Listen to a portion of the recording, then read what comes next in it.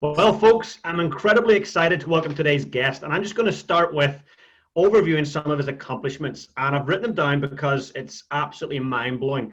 So what we've got here is over 60 major RSPBA championship titles, 10 Cowell, 8 European championships, 8 British, 7 Scottish, 4 World, 6 European, 9 British.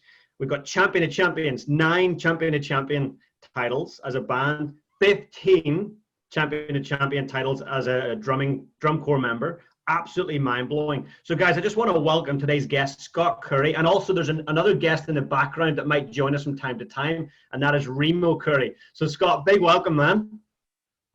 Thanks for having me, James. It's good to see you.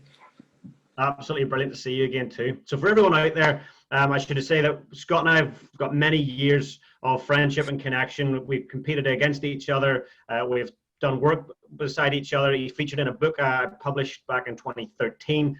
Great friend, and just one of those people that always has the pipe band world's best interests at heart. So Scott, I'm really glad you made the time. I know it's late there in the UK, early here in New Zealand, so I really appreciate you actually taking the time out. Well, it's lockdown. There's nothing else happening at this time of night on a Saturday, so it's a pleasure to be here, and you're actually giving me something to do and a reason to stay up, which is fantastic. Good, well, I'm glad. Well, I'd love to just start off with the beginning. So you've had an incredible pipe band career, one of the best of all time. If you look at any competitors across the last 100 years, you've got some of the most incredible titles. You would sit amongst the top 5 or 6 players on the planet. So can you please maybe tell us where it started, where it began as a kid? Well, I stay in North Lanarkshire in a little village just outside Glasgow, and it started there with the Uddingston Pipe Band, which was the local pipe band. I would have been maybe 13, I think it was in first or second year at high school, and it was round about the time, I think I came into pipe bands just round about the time after Alec Duthart had passed away, and so people were still in shock at that, you know, and coming into that, that was a big part of people's lives in the band. So it was a kind of strange time to come in, because it was still, you heard this name every night, and the guys were talking about it every night at band practice, and yet it was someone you never got to see or hear other than in recordings. So yeah, joined the Uddingston band just through a friend. So that's the dog having a little drink to himself down there. So you'll get some noise. You'll get some noise during the course of this. He'll be eating, he'll be drinking, he'll be building a shed in the background. That's real. So it's not me. So yeah. So I just went down to a friend's house. It was kind of 7 o'clock, and he was practicing on this drum in the garage. It was an old, I think it was a converted Premier Royal Scott snare drum into a tenor drum, right? They just put some plastic heads on this drum, and he was practicing just single flourishes, and I'm going, what is this you're doing? He says, oh, I've got band practice at 7:30, and they want to come. But I'll need to ask my mum and dad, sort of thing. So it didn't come off that night, you know. It was, I think it was the Thursday night before. They said, yeah, okay, and I'd take some explaining to do. I think they just assumed it was a flute band, and in this part of the world, in Lanarkshire, it has some connotations, if you like. Depends how it's perceived at that time, maybe not so positively. So, yeah, I had a bit of convincing to do. It was a pipe band, and what a pipe band was, and they didn't even know there was a pipe band in the town, my mum and dad. So anyway, went along, and it was great, you know, just get handed a pair of blue Premier tenor drumsticks and shown just how to basically keep time, and a couple of exercises, go away, come back next week, and we'll see how you're getting on, you know. And basically just got these little exercises with targets in mind, and if there was always the kind of carrot at the end of it, if you can get through the exercises, that's fine. You can come back the following week. If it's no good and it's not working out, see you. So yeah, just a few weeks of that, and then the powers that be there obviously decided, okay, this kid's got some potential, and we'll bring him in and see where it goes from there. So that became a routine every Tuesday and Thursday night. for maybe the next year, just going to band practice and starting to learn tenor drumming and then bass drumming as part of the learning process there. So yeah, that's where that all kind of took off, was just at the local pipe band. That's amazing, incredible. And it all happened by chance, really. It wasn't that you'd been, it came down through all the generations where you had to play in a pipe band. It was actually a neighbour that it kind of sparked the interest. Absolute fluke in that regard. It wasn't the first time I'd heard pipe bands. I mean, my dad was in the police, and he'd taken me to, I think, the police tattoos when they used to be a thing in the Kelvin Hall. I think that would be maybe the late 70s, and then there was another one in the SEC. So I'd heard the police band, Strathclyde Police Pipe Band, a few times, and also my dad had held an open day at Saracen Police Office, and the police pipe band had performed at that occasion as well. So got to see them and get introduced to Ian McClellan that day, which was nice. Wow. And also on holiday, I'd been up at Thurso, the Wood family up in Thurso, and like Highland Nights is a big thing up there in the towns and villages up there. So we went from Thurso this night down to, I think it was maybe Halkirk, and it was Vale Athol were playing this night in #1 gear, and it was the best thing ever. It was just, it didn't sound like any other pipe band you'd heard. It was just, it was exciting, and they had the whole main street up and clapping and cheering. It was fantastic, and they played for about an hour, and it was a great night that night, and they got things that always stuck in my head. But in terms of what a pipe band actually could accomplish, I don't suppose I had any idea what that was, what the sound was at that point. At that point of getting into the pipe band, it was more about something to do with my friends and kind of seeing how far I could take this thing, and with no plan in mind. It was just a case of, it was a new pastime, new hobby, let's give it a go. That's so cool. And I think that's one thing, as yourself and other people who compete at your amazing level would realize, that it actually does come back down to, it's not all about competition results. It really is about the people that you connect with and the friends that you make and the experiences that you create. Absolutely. And the band, we were very busy. I mean, it was a local band. I mean, there was no outsiders. It wasn't that outsiders weren't welcome. It was just in those days, people travelling to a band. Like, it was a big deal for someone to travel from Blantyre to Uddingston, which is like a 3-mile trip, but that was a big deal for someone to come from Blantyre to Uddingston into the band. So in those days, it was all people from round here, and the pipe major could literally, on a Wednesday night, click his fingers and say, we've got a gig tomorrow night in whatever club or whatever, or down the street, and he could have the full band out at basically 24 hours notice. Which was a real kind of sign of the times, I don't know how many bands could click their fingers and pull that off now, but back in the day they could do that.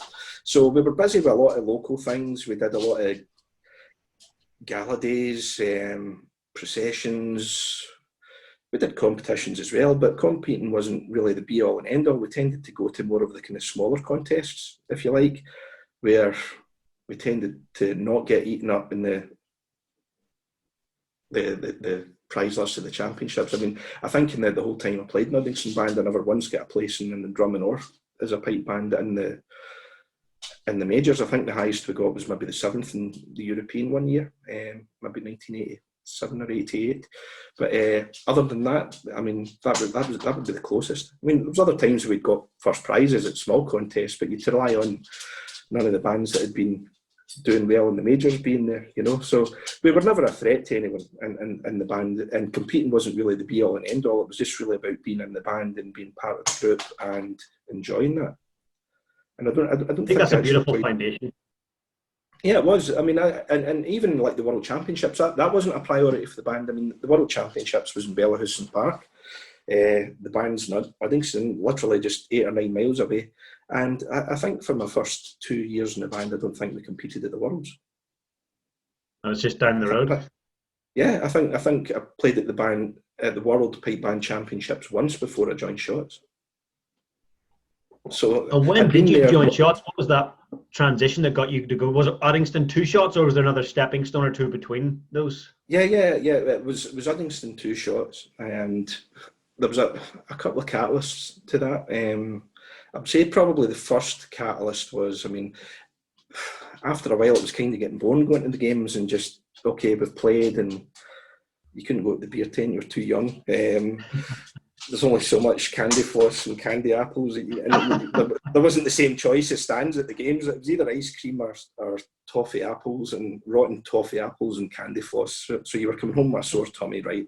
And I just get fed up with the whole thing. And I thought there's got to be more to this. And I just got off the bus. I think it was in Glenrothes, 1988, at the European Championships. I just got off the bus and went for a walk. And I was walking through all the buses and cars and stuff. I could just hear this noise, and it sounded like nothing else you'd heard before, right? And it was a percussive noise, right? It wasn't bagpipes. And the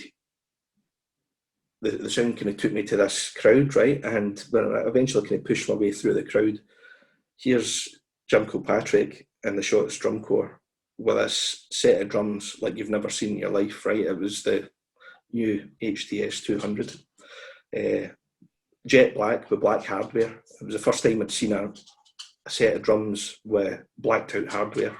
Everything was chrome up until then. So these drums just looked like, I don't know, something kind of science fiction-y, you know. They were really cool. And they sounded phenomenal. Obviously the playing was phenomenal. The setup of the drums was phenomenal. I'm going, that is cool. I've got to play in that. That's what I want to do. So I started just doing some digging and following them about a bit more and taking more of an interest in what was going on in grade one and things like that. And all roads kept leading back to there. And round about the same time, I found out through my aunt that actually our best friend, Wendy McAllister, she was married to Ewan McAllister, part of the famous Shotts McAllister family, generations of family who led the band. So and kind of made an introduction that Scott was in the band and interested in coming to the band, and from there Ewan just started sending down cassettes, these cassettes I'd never heard of, you know, and it was all the old Shotts recordings. The most recent one would have probably been at that time probably the Champion of Champions one round about 1980, which was still Alex. And I think he maybe had one that was done, what do you think? I think Shotts did a little kind of cameo appearance on a kind of Battlefield band kind of guest album that was done round about the time, maybe 1987, just when Rab and Jim came into the band, and there was a couple of Shotts recordings on that, which kind of got me hooked as well, you know. But yeah, it was just the sound of these drums and just the quality of playing and the core, everything, just the bass drum, the tenor drums, and the absolute craftsmanship and the performance was just mind-blowing, you know. And it was just, for a young boy of my age, at that point, maybe 14, 15 years old, that changed my life, that moment. So that's amazing. I just made that my life's kind of go at that point, you know. I knew at that point in time what I wanted to do, and I set about doing it. So yeah, I kind of, there was a few things happened after that just things fell into place. I decided that's what I wanted to do. I wanted to join the band and stuff like that, and I didn't have a good hires year at school, let's put it that way. And that was the year I was kind of looking to get into the Shotts band. That would have been maybe 1989. I'd failed all my hires in the 5th year, and to my parents that was a disaster. To me, I couldn't care less, you know. I was fed up with school, ready to leave, and just wanted to get out. So I told them, look, I want to join the band, and that was that. And so we were a bit of an impasse, which was, no, you're going back to school and you're going to repeat all your hires and you're going to buckle down and all this kind of thing. And look, no, I want to leave and I want to join the band, and that'll be what it's going to be. And so the deal was, here's the deal, and this was with about a week to go before school went back. If you can get a job between now and school going back, we can talk about it. So I think it was 2 days before school went back, I got an interview in a joinery in Wishaw, and my grandparents lived in Wishaw, and Wishaw's about 4 miles from Shotts, and everything at that point was I had to go in the bus. That's just the way you did it. And so I went for this job interview. First job interview, I've ever had in my life, and passed it, got offered the job that night, started the next morning. Just in the nick of time. and the rest history, you know. And That's brilliant. That is so good. And so I left school. I didn't go back to school. The job in the joinery, I would get the bus up to Wishaw in the morning, go to work, go to my gran and grandpa's, dump my gear, get the 56 bus up to Shotts for a practice, come back down the road, stay at my gran and grandpa's and back to work. And living the dream. Living the dream the old-fashioned way, you know. I love it. To me, that's amazing. And for people who are watching this, I think the one thing that came out of that for me was that you had this inspiration, which was Shotts, and you seen them play, and that created this burning desire, like, I'm going to do that. And I think when you want to go after anything in life, it's like, if you've got a burning desire, you start to figure out ways to actually achieve that. And that's a great example that you just made it all come together. And when I look at, say, people, like, when I hear that story, it makes me think of Richard Branson. So, like, he leaves school and is told that he'll amount to nothing if he doesn't do all his exams in the UK there. And he's become very successful in his own right. And, you know, you're the same. It probably, this segues me through to what you do right now. So for those of you who don't know, Scott is an incredible entrepreneur, has been for many, many years, creates products, has an amazing brand, has several different brands and has done over the years, is an educator.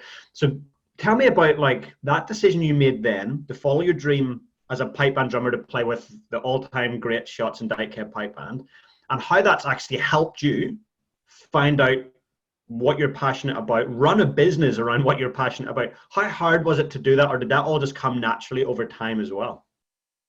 Well, to connect back to the Richard Branson thing, I wish I had his money to show for it all. I wouldn't be sitting here, I'd be sitting on the beach doing this if that was the case, but instead of here. But yeah, no, I suppose getting into the retail side of things, that was never part of the plan. It wasn't even on the radar back then. Right back then, it was just about getting my feet under the table at the band practice, being at a point where the guys said, okay, we've got faith in you and you can play in the band, and just serving my apprenticeship. That's all that mattered. Down the line, maybe by the time I was 18, 19, it was pretty clear that the job I was doing, I mean, it was a kind of trainee thing and involved, sorry, Remo wants in for a second here. Oh, you come and say hello, Remo. Come and say hello. There you go. Hey, buddy. It's bedtime. He likes to play ball before bed, so right, down you go. Take it away. Yeah, round about that time, it was kind of clear that this job wasn't going to sustain my life, and there wasn't a future in it, you know. And I knew it wasn't what I wanted to do. I knew I wanted to join the police at that point in time. So there was a kind of series of things that happened round about the age of 18, where I was at this crossroads where I had to start getting serious about, okay, I need an occupation that's going to make my life secure. It's going to help me pay for things, buy a car so I can get up and down to band myself, not rely on lifts from other people and my folks and things like that, and help me finance my way through these things and all the things that go through your life at that point in time, really. So I made the decision that I was going to apply for the police, and it was a spooky time in the Shotts band, let's kind of put it that way. There was a lot of changes in the band. A lot of guys had left the band, and the band for a season, this was maybe around about the end of 1991, this would have been,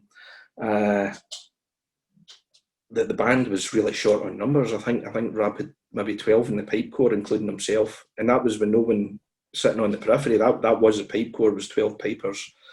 Willie McIntosh, who was a bass drummer, had decided to take a year out to dedicate to his business, and Jim had, I think, 5 snare drummers, including himself.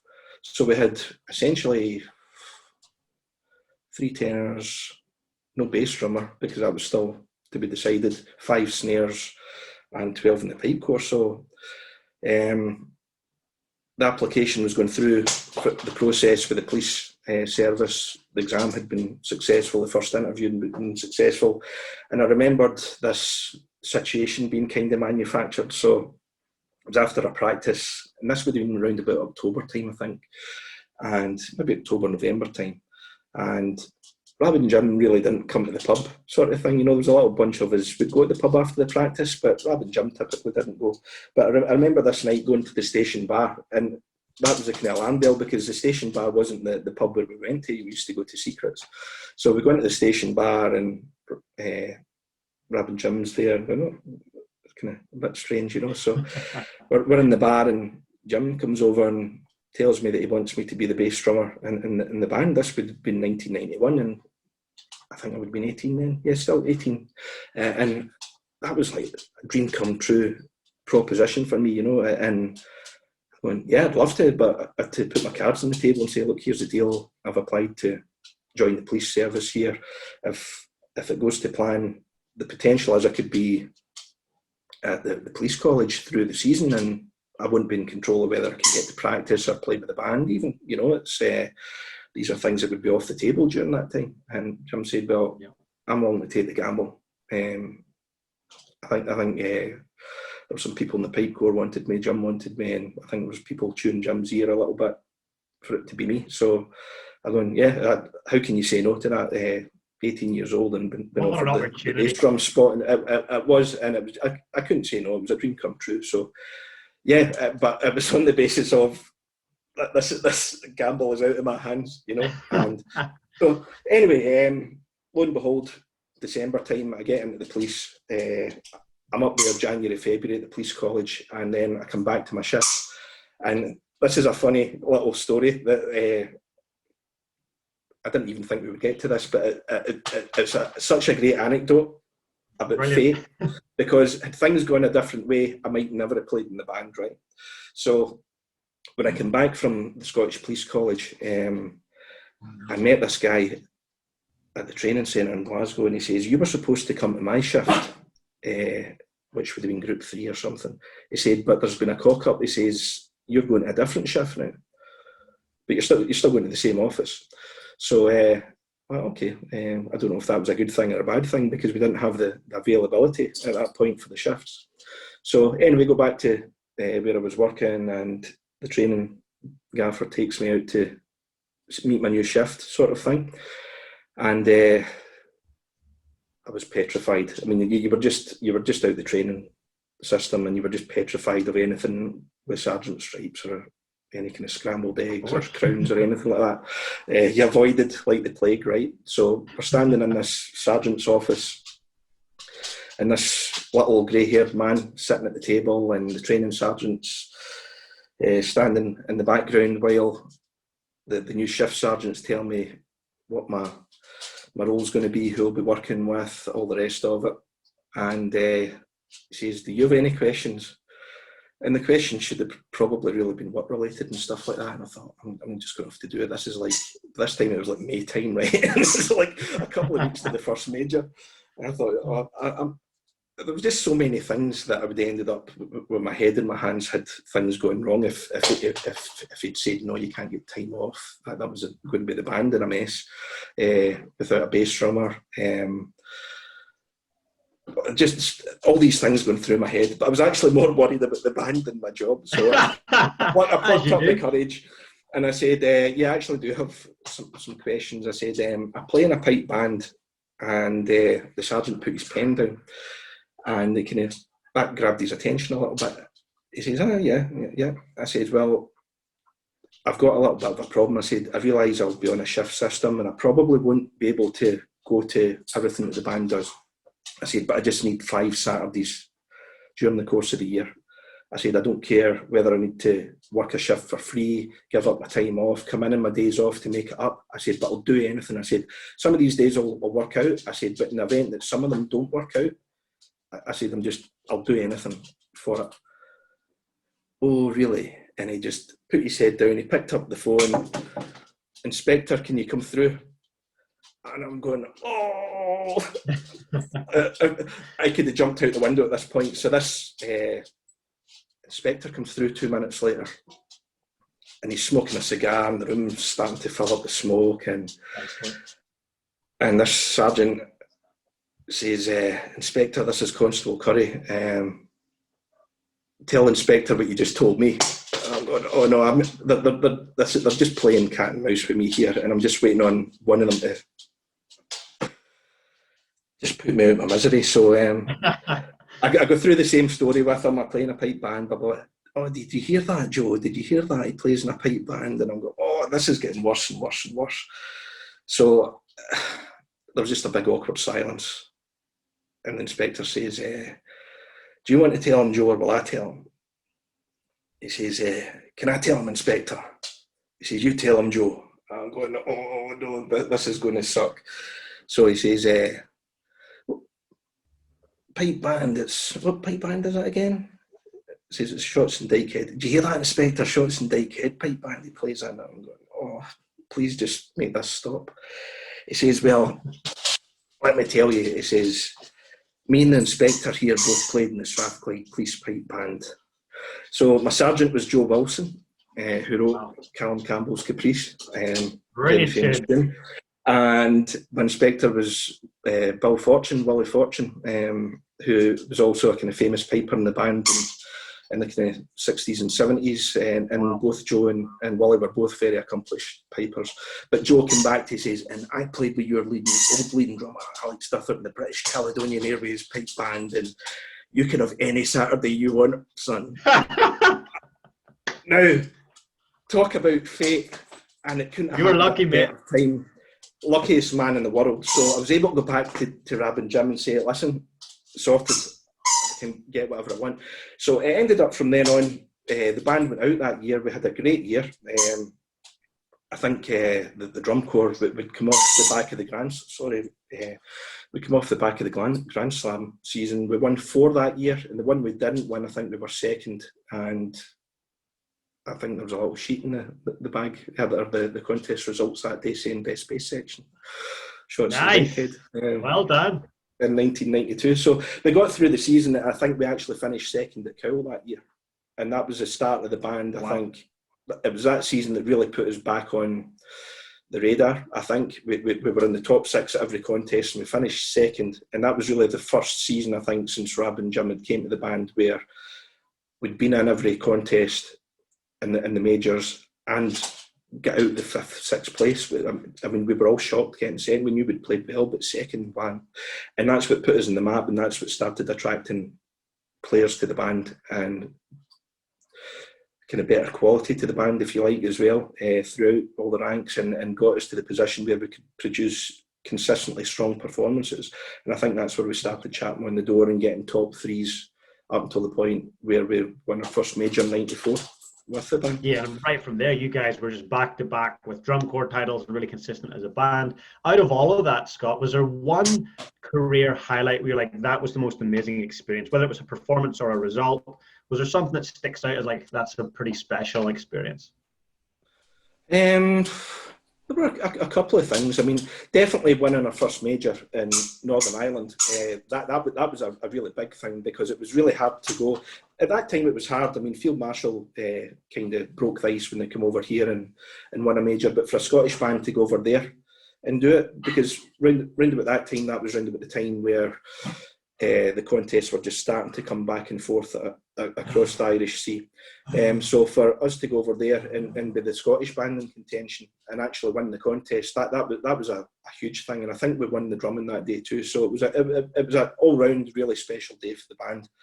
And then to go on and actually, I think we won the next major as well. I don't think we won the third, and we won the Worlds. We won the Worlds, and it was a clean sweep that day. I think the only prize we didn't win that day was the best bass section. But I think we pretty much won all the drumming prizes and all of the band prizes that day. Incredible. That was an incredible day. But I think really what set that season up was the band was in the recording studio just at the start of the season in the spring. We did the By the Water's Edge album.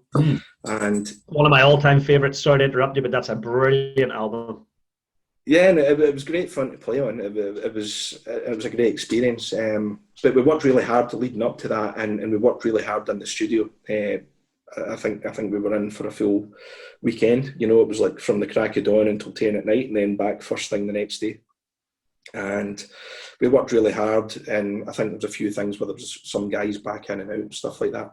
But I just remember at the time Rab being really happy with how prepared the band was for the season. He felt that that really set the band up, particularly the pipe corps, to compete with the really best in the grade and do it consistently at that point, you know, because at that point it was just, the band was a machine at that point, you know. It was, the band was ready to go in every quarter. The bass section, the snare section, the drum corps as a whole, and the band as a whole, every part of the band was a package.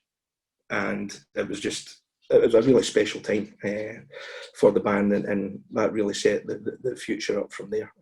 So yeah, I would say 1992 to 94 was pivotal, but 1994 in particular was probably one of the most memorable times in the band, and lots of good things followed, you know, lots of memorable things from then. But I would say the fact that it was just this core of people that got the band to that point where we'd achieved and could then start replicating the achievements, that's where it became something really special to be part of, for sure. I love it. And that's just like that stuff of the history books right there. You know, I think back, my first albums and recordings, it was By the Water's Edge. I was listening to like Captain Carswell, Desert Storm. That was like the mid-90s, 94, 95, 96. And that was an iconic band and such an amazing sound. When you heard the drum corps play intro rolls, like you just knew it was Shotts. There was such an amazing distinctive sound that you guys created. It was amazing.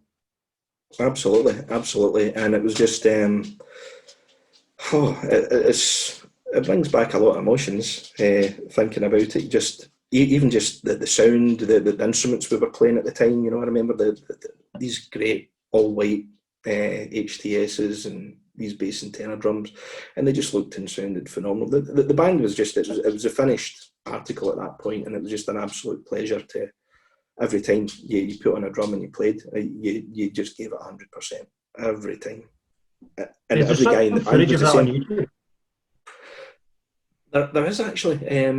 I saw one recently. There actually is a video somewhere in YouTube. I'm quite sure if you get your kind of search hat on, you'll find it. I'll do that. I'll try and pop a little link down below. There's definitely a recording of the Shotts band playing the medley in 1994 at the World Pipe Band Championships. And it's I'll have to try and get that link and pop it below, because that's pretty special stuff. And to think about the level you achieved at, for anybody else that's watching this right now and they're thinking, look, I would like to try and do what Scott has done or get even a fraction of the way. How important is it for people to seek out good advice and good instruction along their learning journey? I think that's critical. Sometimes you're not always in control of it. You might be a kid in my situation where maybe you don't know the first thing about it and you just get into it and you go to your local pipe band, and maybe you find out pretty quickly that, hey, it's maybe a bunch of great guys and all that, and we get on great. Maybe they can't all play great, and maybe the tuition isn't so hot.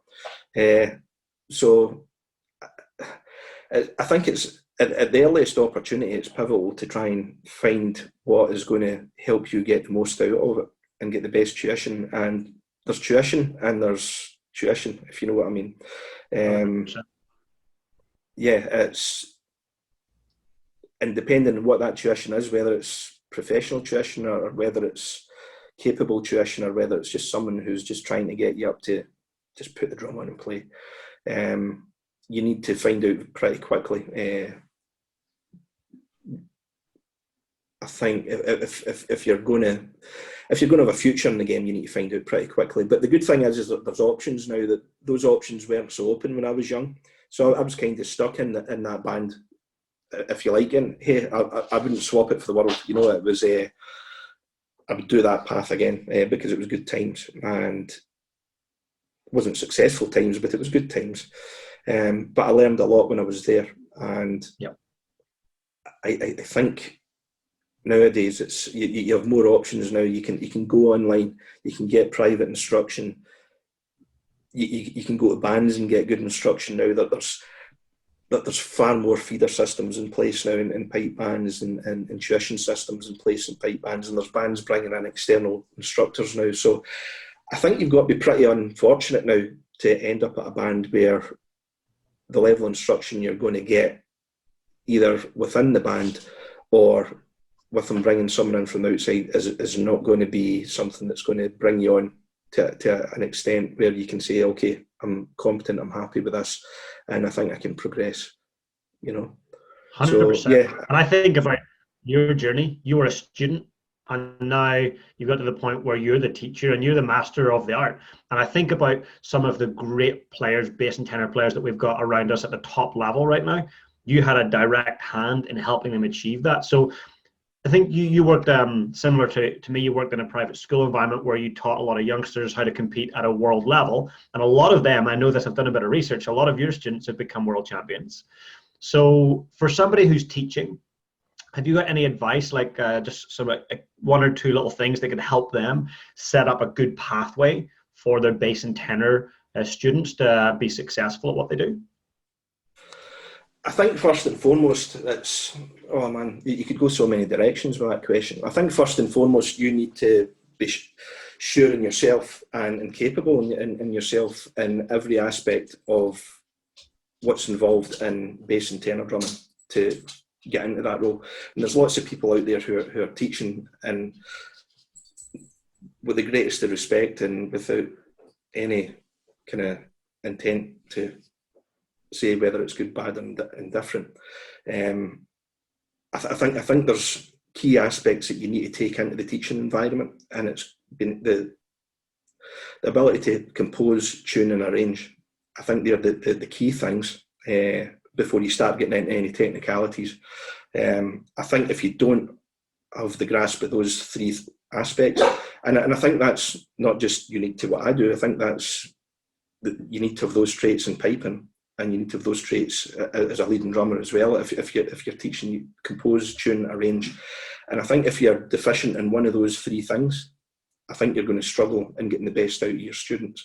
Same in a band environment. I mean, ultimately, pipe majors and leading drummers, they're leaders in their bands, and to a certain extent, the players in the bands are essentially students as well. You know, Yep. So the best leading drummers and pipe majors will get the best out of their players, stroke students in the band as well.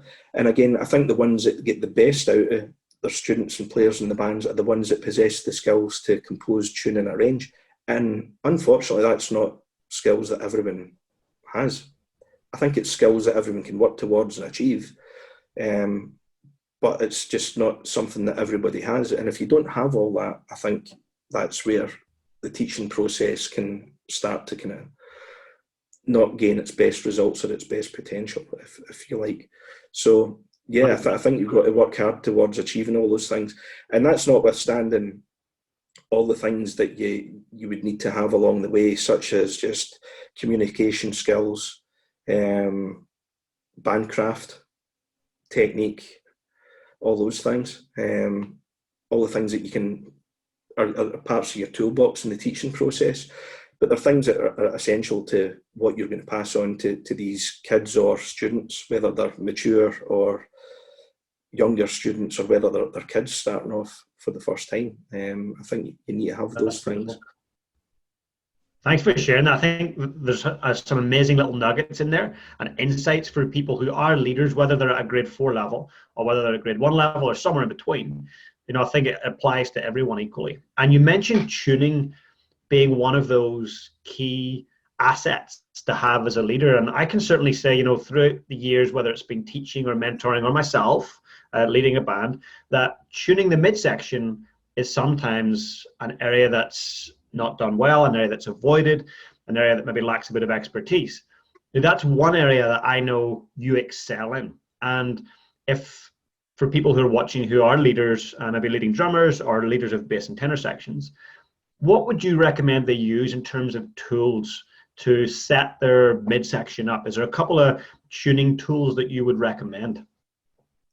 Yeah, there are. In terms of products, that there are. But I think first things first, you've got to know your instrument. You got to know what products work with your instrument. You got to know how to maintain the instrument, and you got to trust your ears as well. And they're the key things. There are tools that can help you in the process. I mean, there's tuners and tuning aids that can help you. But even drum heads is an essential part of the process. I mean, back in the day, I'm going probably pre-hospital drums coming on the scene when the drums come on with the the dampening segments fitted to the drums. So you're probably talking up to maybe 2001, 2002, there or thereabouts. Prior to then, tuning a drum or a bass and tenor drum was that was a whole art in itself, and I feel it's a bit of a kind of art that's just died through the evolution of drum heads. You know, I just wonder how many guys now could set up a full bass section without a set of Power Max drum heads, for example, or a set of Evans drum heads, where they don't have the luxury of a dampening system. If you just say, there you go, there's a 10mm bass drum head, set up the drum and make it sound nice. I don't know how many guys could do that nowadays. I know who could do it, but there's probably very few of them, and they're probably not in the younger generation, let's put it that way. So, yeah, I think part of it is certainly knowing your instrument, knowing what kind of fundamental note you're going to get from the instrument. And that's not the same for every drum. So you need to have knowledge of that in every drum across the range. And then look at the drum heads and how you approach setting up the drum heads. So first things first, you want to get the drum in tune with itself. So let's just presume we're in 2020, you're going to be using one of the kind of off-the-shelf drum heads that's pre-dampened. It might be an Evans MX1, might be a Remo Power Max. Fit these drum heads. You're going to want to get the drum in tune with itself. So best tool for getting the drum in tune with itself would be a drum dial. And you're just going to go around every lug, top and bottom, and get every lug to the same tension on the drum dial. I think there's a couple of models. There's a digital one and there's an analog one. I'm old-fashioned. I like the analog one. Doesn't play up. I'm the same as you.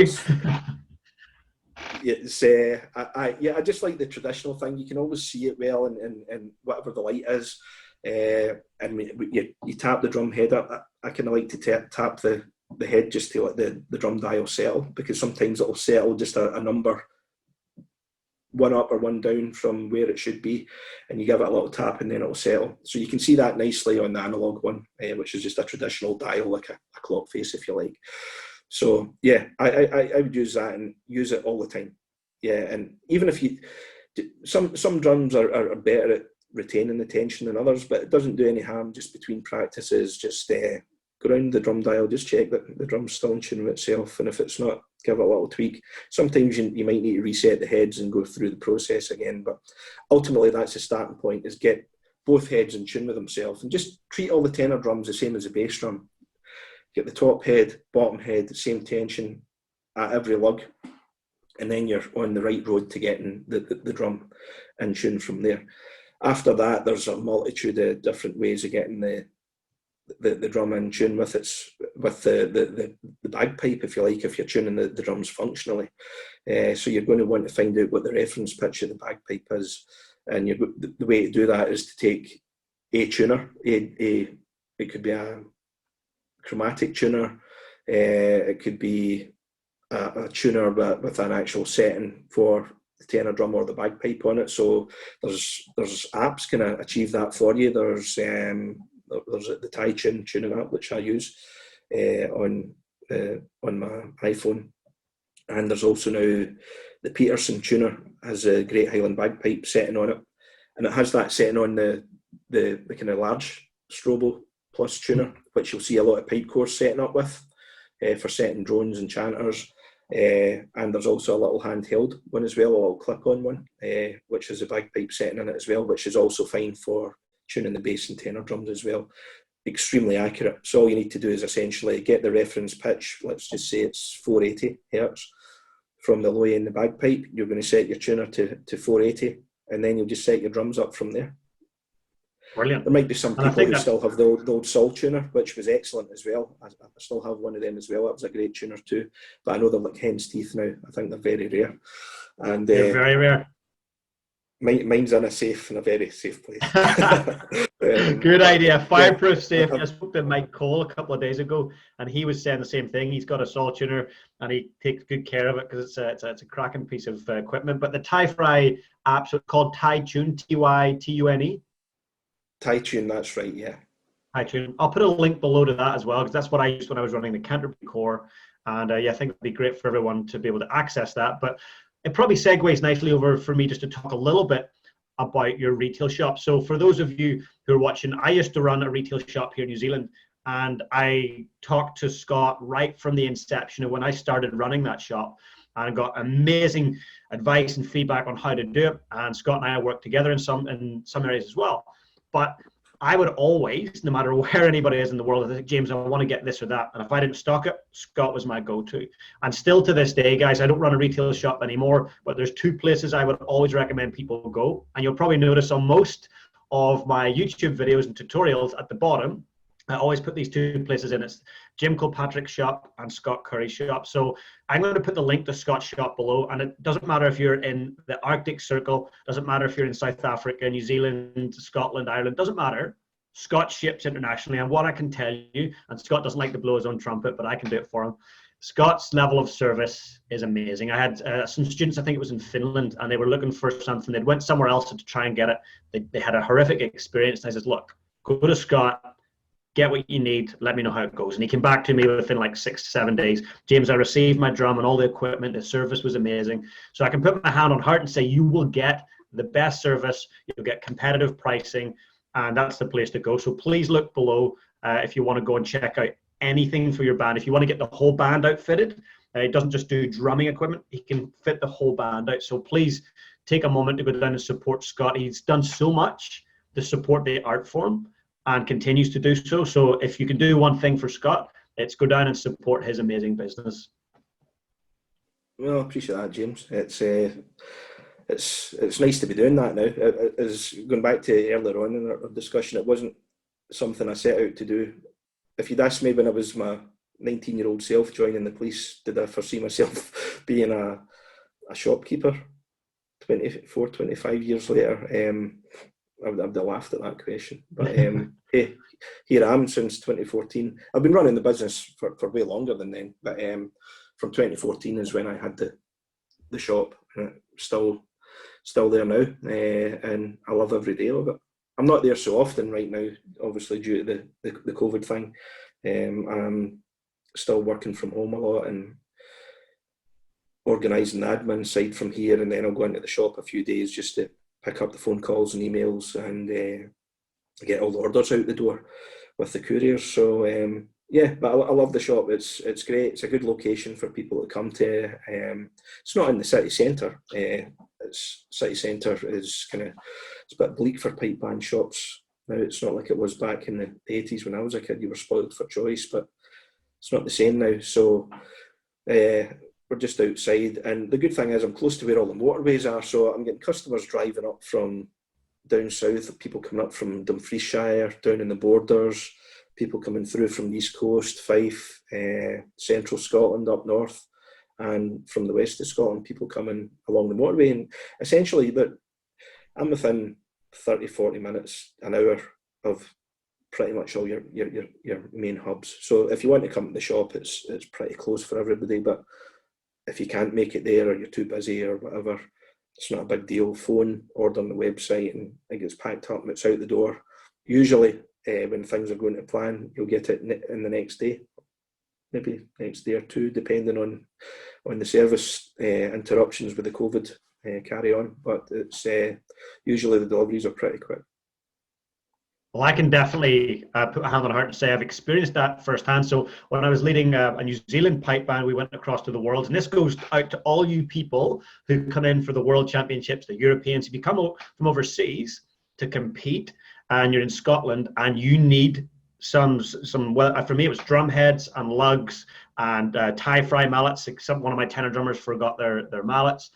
We didn't bring enough spare heads. I was like, God, what do we do? I was like, let's ring Scott. So I rang Scott, or texted him, said, Scott, I really need 10 of these and 5 of these. And within 24 hours, they were sitting there ready to go. So if you are traveling from overseas during the World's Week or whenever, Scott is definitely the go-to person to get what you need.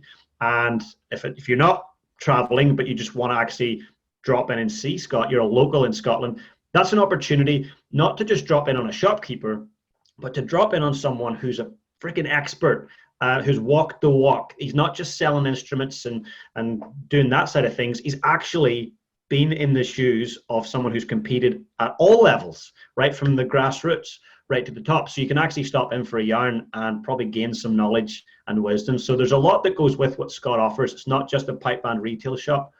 He brings a lot to that. So make sure you do, if you are within an hour, drop down and call in and see him and ask him plenty of questions and get advice. That makes advice. my day when people do that, believe it or not, because that's what I used to spend most of my youth doing. But when I was in and out the pipe band shops in Glasgow, 9 times out of 10 you were in the shops wasting their time, and you felt like you were wasting their time. But these guys had all the time in the world for you. I remember you used to go into the band room and Joe Noble would talk to you all day, or you could go into it would be Kintail, and Don Bradford would be working in Kintail. You go into McLeod's and Kenny was there, and Donald Gibson, all these guys.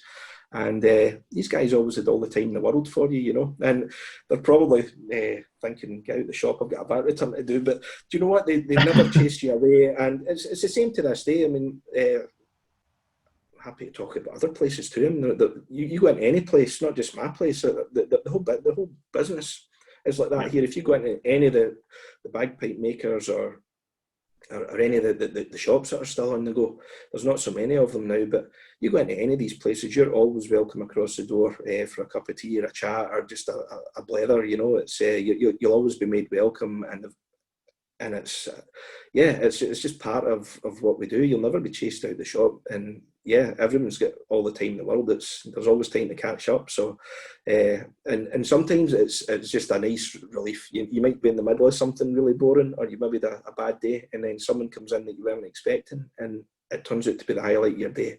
Just spending an hour chatting to whoever that person might have been, you know, and just catching up and finding out what's going on, how their band's getting on, how their families are getting on, all that kind of thing, you know. And they enjoy it, I enjoy it, and it's I wouldn't swap it for the world. It's just a really nice part of the job, you know. That's beautiful. And I think you're a fine example. Like nowadays, a lot of people are searching for what's my purpose or what's my passion, and how do I align that with a way to generate a living and an income. You've done that to the next level, and you can see it in your smile, you can hear it in your voice. I know that you can drop in and have the most amazing time with you. So to have a crazy multiple time world champion, to have someone that's so accessible, that's a gold mine for pipers and drummers worldwide. So Scott, I want to thank you for taking the time this morning, or this evening for you, to connect. And for those of you who want to know more about Scott, please do check out the links below. Also hit subscribe on the button below. But also Scott featured in a book that I wrote about 7 years ago called Our Journey. And there's going to be a relaunch in a different format of that book this year, hopefully at some point. So keep an eye out for that. And thank you so much, Scott. I really appreciate everything that you bring to this pipe band world. No, it's a pleasure. It's given me so much over my 30 plus years of being involved in it. I love it. I love the people. I love the music. I miss the music and I miss the people. It's not playing has a little bit of a downturn on it, but it's more so this year. Just the fact that bands haven't been able to get out and make music in the usual way. I miss that the most. And I wish for everybody out there who's just twitching to get back. I'm twitching just as much as you, and I can't wait to see you and your bands out performing and doing your thing again. I'm with you on that. I look forward to hopefully next year, the year after, to stand with you in Glasgow Green with a hot cup of tea and enjoy some great music, and we can sit and listen and enjoy it. Well, you can have a hot cup of tea. I'll have a nice glass of wine. Cheers, my friend. Thank you so much, Scott. Cheers. Thanks for having me, James. My pleasure. Cheers, mate.